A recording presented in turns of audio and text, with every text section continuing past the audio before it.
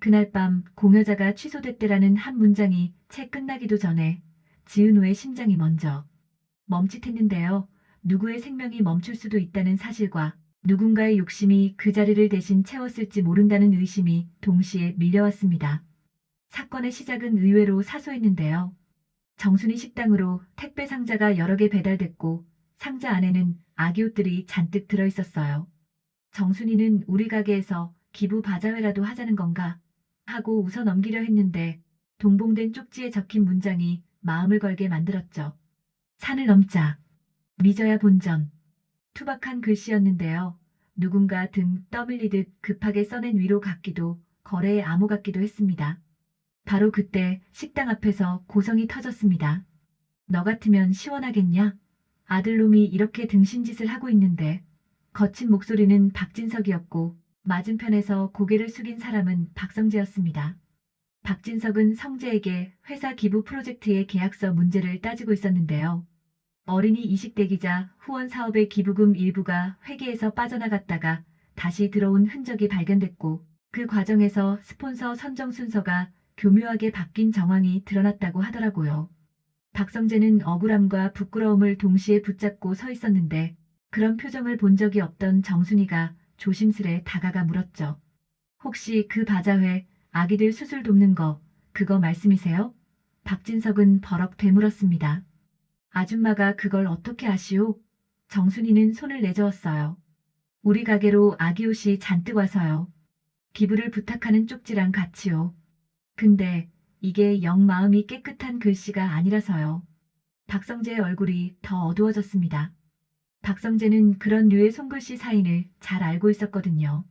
현장에서 사람들을 급히 모으고 스폰서 이름을 끼워 넣고 그 대가로 순서를 바꾸는 관행을 여러 번 보아왔기 때문인데요. 박성재는 그걸 끊고 싶었고 그 때문에 회사 내부에서 몇 번이나 다투기도 했습니다. 그런데 이번에는 자신의 서명 아래에서 그 일이 벌어진 흔적이 나타난 겁니다. 박진석은 이를 악물고 말했죠. 아기 옷으로 산을 넘는 게 아니라 너 같은 놈이 산을 쌓아 올렸다고. 박성재는 고개를 들었습니다. 아버지, 제 서명이 있지만 제 결정은 아닙니다. 누가 손을 썼어요. 박진석은 비웃었습니다. 그 말을 믿으라고. 내가 본부장인데? 그 한마디는 자존심을 찢었고 동시에 우정과 사랑 그리고 자기 자신에 대한 신뢰를 시험대 위에 올려놓았는데요. 소문은 빠르게 번졌습니다. A씨 어머니가 싸줬겠지라는 말이 뒷골목처럼 유령처럼 떠돌았어요. 여기서 A씨는 재벌가 모임에서 불리는 은어였고 그 어머니가 누군지 모두가 짐작만 하고 말끝을 삼켰습니다. 누군가는 고성이를 떠올렸고 누군가는 또 다른 집안의 여왕벌을 떠올렸는데요. 중요한 건 누군가의 쏘기가 실제로 대기 순서를 움직였는지 그로 인해 누군가의 수술이 늦춰졌는지였죠. 바로 그때 지은호에게 전화가 왔는데요. 병원 코디네이터가 떨리는 목소리로 말했습니다. 간이식이 필요한 아이가 있었는데요. 공여자가 갑자기 취소를 했습니다. 지은호는 반사적으로 물었죠. 왜요? 왜 취소됐는데요? 코디네이터는 더 말하지 못하고 죄송하다고만 했습니다. 통화가 끊기자마자 지은호의 두 손이 공중에서 갈 곳을 잃고 떨렸어요. 지은호는 며칠 전에 공공 DNA 등록을 하고 세상 어딘가에 잃어버렸을지도 모르는 자기 과거와 마주할 준비를 하는 중이었는데요. 그 마음의 작고 단단한 중심에 누군가를 버린 적 없다는 정순이의 말이 자리하고 있었습니다. 그런데 지금 누군가가 누군가를 버린다는 사실, 누군가의 생명을 향한 약속을 버린다는 사실이 바로 옆에서 실제로 일어나고 있는 듯했어요. 지은호는 곧장 정순이에게 달려갔고 정순이는 아기옷 상자와 쪽지를 보여줬습니다. 지은호는 종이에 새겨진 조악한 문장을 읽고 고개를 들었죠. 엄마, 이거 누가 주도하고 있는지 찾아봐야겠어요. 정순이는 걱정이 앞섰습니다. 은호야, 그런 일은 힘 있는 사람들 사이에서. 지은호는 말끝을 떨구지 않았습니다.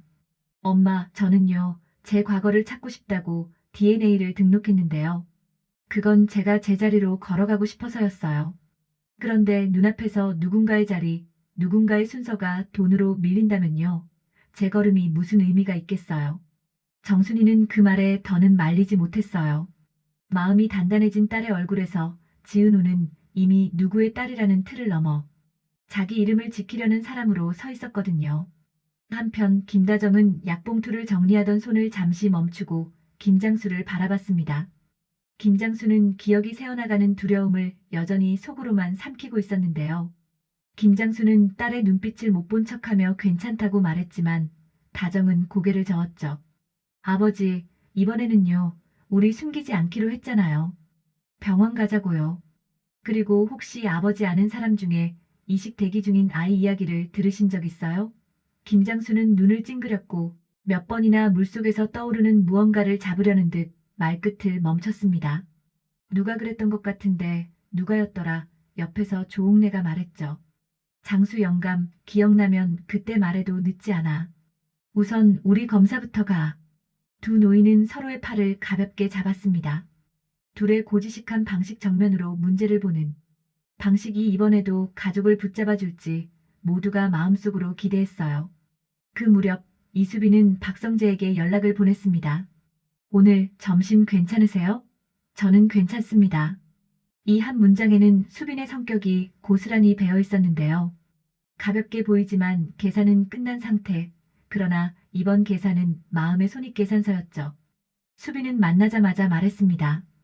회사 기부건 떠드는 말들 들었는데요. 저는요, 사람들 말보다 박성재 씨가 먼저 궁금해요. 성재는 생각보다 쉽게 고백했습니다. 수빈 씨, 내 서명 아래에서 누가 손을 댄 흔적이 있어요. 그 누가가 누군지 찾는 게 먼저인데 그 사이에 아기가 간이식을 못 받게 될 수도 있다고 합니다. 수빈은 표정을 바르게 세웠어요. 그럼 저를 도구로 쓰세요. 성재는 당황했습니다. 무슨 뜻? 수빈은 차분하게 설명했죠. 제가 바자를 열고 제 채널로 사람을 모으고 그 판 위에서 누가 기부를 쏜다고 흘리고 다니는지 제 몸으로 확인하겠다는 말인데요. 이런 판에서 누가 칼을 숨기는지 보는 눈 좀 있거든요. 박성재는 그 말이 고마웠지만 한편으로는 자신이 더 먼저 움직이지 못한 게 부끄러웠습니다. 박성재는 즉시 회사 내부 감사를 요청했고 동시에 외부 감사 파트너를 비공식적으로 만나기 시작했는데요. 박진석은 아들을 곧장 불러 세웠습니다. 성재야, 이번엔 내가 내 아들이란 사실이 도움이 될 수도 있고 발목을 잡을 수도 있다. 그 말은 박진석의 방식의 사랑이었는데요. 거칠지만 책임을 함께 지겠다는 선언이기도 했습니다. 박진석은 덧붙였죠. 누가 우리 이름을 이용하려 든다면 그걸로 산을 쌓게 두지 말자.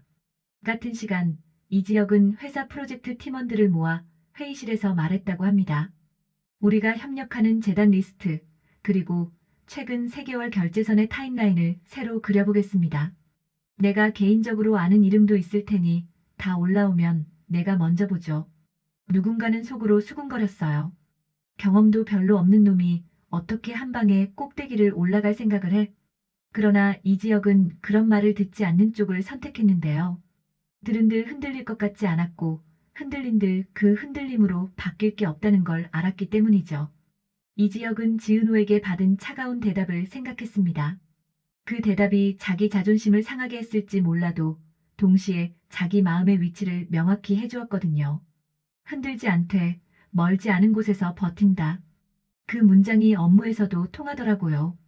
밤이 되어 바자는 지은호의 카페에서 프리 오프라인 형식으로 조용히 시작됐습니다.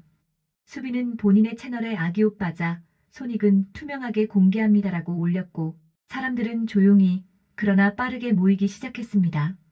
박영라도 얼굴을 비췄고 이지화는 자연스럽게 보디가드로 동선을 잡았죠. 정순이는 부엌에서 따뜻한 차를 내오며 사람들 발걸음을 붙잡았습니다. 그리고 그 사이사이에 A씨 어머니들의 시선이 어슬렁거렸어요. 누군가는 사진을 찍으며 누군가는 소액을 기부하며 누군가는 뒤에서 크게 한번 쏠 타이밍을 저울질했죠. 그때 수빈의 귀에 낯익은 속삭임이 들어왔습니다. 수빈 씨, 이거 다 당신이 만든 건가요? 아니잖아요. A씨 어머니가 쏴주셨겠지. 말끝에 씁쓸한 비웃음이 섞인 여자 목소리였고 수빈은 뒤를 돌아봤습니다. 고성이는 아니었지만 고성의 곁을 맴도는 사람 중 한 명이었어요. 수빈은 건조하게 미소를 올렸습니다. 누가 쏘든요. 고지서에는 이름이 남습니다. 오늘부터는요. 그 고지서가 공개될 거예요. 그러니까 마음으로 쏘시든 이름으로 쏘시든 감당할 준비부터 하고 쏘세요. 그 순간 여자 쪽의 표정이 딱딱하게 굳었고 멀지 않은 곳에서 누군가가 전화기를 들고 누군가에게 급히 보고하는 모습이 보였죠. 이지화는 그 손의 떨림을 눈으로 기억해 두었습니다. 같은 시간 병원에서는 또 다른 전화가 울렸습니다. 공여자 취소의 배경을 찾아보던 코디네이터가 조심스레 정보를 흘렸는데요. 이상훈 씨가요. 지금은 살 붙어도 엄마 뭐라 안 할 거래요. 도와주는 사람이 있잖아요. 낯선 이름 이상훈이 도는 순간 지은호는 낯익은 감각을 떠올렸습니다. 어디서 봤더라 이 이름. 정순이는 금세 기억을 찾았어요. 은호야, 이상훈 예전에 아빠 사업 망했을 때 우리 집으로 찾아와서 문 두드리던 사람 중에 있었어. 독촉장 들고 이번만 넘기자 하던 사람 중에. 정순이의 눈빛이 가늘어졌습니다. 그 사람이 지금은 병원 쪽이랑 손이 닿았다는 건가. 지은호는 더 기다리지 않았습니다. 박성재에게 연락을 했고 박성재는 즉시 응답했죠. 저도 그 이름 오늘 처음 들었습니다. 하지만 확인해 볼 수 있어요. 박성재는 회사 기부 파트너 목록에서 이상훈과 연결된 하청 이벤트 업체를 찾아내기 시작했고 동시에 박진석은 자신의 네트워크로 병원 쪽 비공식 라인을 더듬었습니다. 박진석은 말했죠. 이건 돈을 던져서 끝낼 일이 아니다. 던진 돈이 누구 아이 수술 날짜를 밀어냈는지부터 세자. 그 말은 잔인한 현실을 직시하는 방식이었고 동시에 어른의 역할을 스스로 받아들이는 선언처럼 들렸습니다. 바자가 무르익을 무렵 수비는 작은 마이크를 잡았습니다. 오늘 들어온 기부는 실시간으로 공개하겠습니다. 누가 얼마를 냈는지, 왜 냈는지, 누구를 위해 썼는지요. 그리고 한 번에 크게 쏘시겠다는 분들께는 그 동기가 더 궁금하네요. 정면 승부였고 박성재는 그 순간 수빈을 다시 보게 됐습니다. 사람을 흔드는 달콤한 말 대신 사람을 조용히 앉히는 투명함이 있었거든요. 그 말이 끝나자마자 카페 문이 벌컥 열렸습니다. 이상훈이었어요. 늦은 밤 구겨진 수트 차림에 얼굴은 야위어 있었죠. 이상훈은 미안합니다라고 말했는데요. 그 한마디는 누군가에게 용서받기 위한 말이 아니라 누군가에게 다 털어놓겠다는 선언처럼 들렸어요. 지은호가 먼저 물었죠. 공여자 왜 취소됐나요? 이상훈은 고개를 들지 못한 채 말했습니다. 제가 막았습니다. 사람들의 숨이 잠깐 멎었습니다. 이상훈은 더듬더듬 말을 이었어요. 돈을 받으려던 게 아니라요. 제 아이가 대기자 명단에 올랐거든요. 그래서 순서를 좀 그쪽에서 쏘면 된다고 제가 막았다고요. 말끝이 뒤엉켰지만 핵심은 분명했죠. 누군가의 아이를 살리기 위해 또 다른 누군가의 아이를 뒤로 밀어냈다는 고백이었습니다. 정적을 깨고 뜻밖에도 박영나가 조용히 물었습니다. 누가 그렇게 말했나요? 쏘면 된다고요. 이상훈은 주저했고 그 주저함이 곧 방향을 가리켰습니다. 박성재가 숨을 길게 들이켰어요. 그 누가의 라인 제가 찾겠습니다. 박진석은 짧게 덧붙였습니다. 찾아서 그 이름을 여기서 읽자. 고성희의 이름을 떠올리는 사람들이 많았지만 그 순간 누구도 섣불리 말하지 않았습니다. 이유는 간단했습니다. 이 싸움은 누군가의 짐작으로 끝낼 일이 아니었고 누군가의 증거로 시작해야 했으니까요. 이야기는 급히 꺾이지 않았습니다. 대신 여러 갈래의 감정이 각자의 속도로 움직였는데요. 이지혁은 한 걸음 물러서서 이 장면을 지켜보며 생각했어요. 누구의 마음도 억누르지 않고 누구의 마음도 변명하지 않겠다. 그 생각이 그를 옆길에서 버티게 했고 그 옆길이 오늘만큼은 카페의 한 모퉁이가 되었죠. 이지혁은 수첩에 세 단어를 적었습니다. 약속, 순서, 공개. 그리고 메모 가장 아래에 은호라고 덧붙였어요. 이름 하나가 그의 마음을 바르게 세웠습니다. 바자가 끝나갈 무렵 정순이는 이상훈을 가만히 앉혀놓고 따뜻한 차를 건넸습니다. 누가 부모 마음 모를까요? 그런데요, 남의 아이 밀어내는 마음으로 자기 아이 앉히면요. 이게 산을 넘는 게 아니고 산을 무너뜨리는 거거든요. 이상훈은 울 듯 말 듯 고개를 끄덕였고 정순이는 덧붙였죠. 여기 온 것도 인정하려고 온 거잖아요. 그러면요, 끝까지 같이 가요. 이름도 내고 과정도 내고 어른들 얼굴도 내요. 그 말에는 정순이가 수없이 겪어온 가난과 상처, 그럼에도 사람을 놓지 않으려는 끈질긴 존엄이 담겨 있었어요.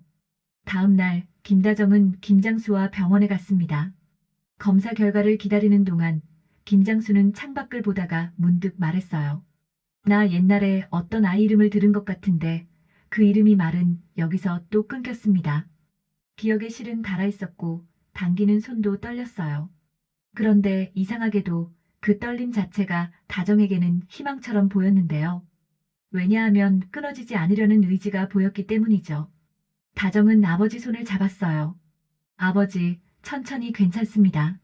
우리 오늘부터 더 고지식해집시다. 숨기지 말고 매번 확인하고 매번 기록하고. 김장수는 고개를 끄덕였고 조옥래는 그게 우리 집 방식이지 하고 웃었습니다. 세 사람의 웃음은 작았지만 그 작은 웃음이 멀리 퍼져나가 주변 사람들 마음의 속도를 조금 느리게 만들었어요. 느린 속도가 때로는 가장 멀리 가더라고요. 한편 박성재는 내부 감사 자료에서 이상한 메일 하나를 찾아냈습니다. 바자 홍보 초안 파일 메타데이터에 병원 외부 협력사의 수정 흔적이 있었고 그 협력사는 고성의 재단의 행사 대행을 자주 맡던 곳이었죠. 박성재는 곧장 박진석에게 보고했습니다. 박진석은 잠시 말이 없었고 그러고는 단호하게 말했어요. 성재야, 엄마들끼리 통하는 말이 있고 엄마들끼리 넘지 말아야 할 선이 있다. 선 넘은 사람이 있으면 아버지가 먼저 나서겠다. 박진석의 말은 거칠었지만 절제의 경계선을 긋는 사람이 어디인지 보여주는 선언이었죠. 그 경계선 너머에서 누구의 이름이 올라올지는 다음 장에서 밝혀질 겁니다. 지금 당장은 이름을 너무 빨리 부르는 게 이 싸움의 호흡을 망가뜨릴 테니까요. 그날 저녁 수빈은 영상 라이브를 켜고 말했습니다. 오늘 들어온 기부 전액과 사용 계획 그리고 한 번에 크게 쏘시겠다던 분들의 연락 기록까지 공개하겠습니다. 혹시 제가 놓친 게 있다면 댓글로 바로 지적해 주세요. 대신 익명은 받지 않겠습니다. 수빈은 표정을 바꾸지 않았습니다. 계산기가 필요한 순간이었지만 오늘의 계산은 숫자가 아니라 신뢰였으니까요. 라이브가 끝난 뒤 박성재에게 메시지가 왔습니다. 발신인은 뜻밖에도 박영나였어요. 오빠, 내일 그림 하나 들고 갈게요. 거기에 J.S. 라는 작은 글자가 있어요. 할아버지를 떠올리며 쓴 글자인데요. 오늘은 그 글자를 조금 달리 읽고 싶어졌어요. 저스터스 스타츠. 박성재는 웃었습니다. 영란은 화가였고 그림으로 말하는 사람이었죠. 그 언어가 때로는 법보다 강하더라고요. 성재는 답장을 보냈습니다. 고맙다. 내일 보자. 다음 날 새벽 지은호의 휴대폰에 알림 하나가 떴습니다. DNA 등록센터에서 온 시스템 메시지였는데요. 보류 중인 매칭 결과가 있습니다. 본인 확인 절차를 진행해 주세요. 지은호의 눈이 커졌고 손끝이 잠깐 얼어붙었어요. 정순이가 옆에서 숨을 죽였고 멀리에서 차를 세우던 이지혁의 손이 잠깐 핸들 위에서 멈췄습니다. 누구도 소리내 울지 않았고 누구도 함부로 웃지 않았어요. 다만 각자의 자리에서 숨을 길게 들이켰습니다. 누군가의 과거가 문을 두드리고 누군가의 현재가 문고리를 잡고 누군가의 미래가 문틈 사이로 빛을 흘리기 시작했거든요. 이제 다음 장면은 이렇겠죠. 이상훈의 입에서 구체적인 이름이 나올 겁니다. 그 이름이 가리키는 쪽에선 나는 아니다로 시작하는 해명이 준비돼 있을 거고요. 박성재와 이수빈은 투명성을 무기로, 박진석과 김다정은 고지식함을 방패로, 정순이는 존엄을 지팡이로, 조옥래와 김장수는 오래된 우정과 기억의 조각을 퍼즐처럼 맞추며 앞으로 걸어갈 텐데요. 이지혁은 흔들리는 마음을 다잡아 옆길에서 끝까지 버티는 걸 선택할 거고, 지은호는 자신의 이름으로 문을 열지, 닫을지, 잠시 걸어둘지를 스스로 정하게 될 겁니다. 그러니 오늘은 여기까지만요. 산을 넘자고 누군가는 돈을 쌓고 누군가는 마음을 쌓고 누군가는 진실을 쌓는데요. 산은 총으로 넘는 게 아니라 발로 넘는 거라는 사실을 우리는 내일 더 분명히 알게 될 겁니다. 그리고 내일 한 아이의 수술 대기표가 제자리를 찾는 순간 누군가의 이름표가 제자리를 잃을 수도 있습니다. 그래도 괜찮습니다. 제자리를 찾는 일과 제 이름을 잃지 않는 일 사이에서 사람은 비로소 어른이 되거든요. 이 집의 어른들은 오늘 그 입구까지 왔습니다. 이제 문을 누가 먼저 열지 그 선택만 남았네요.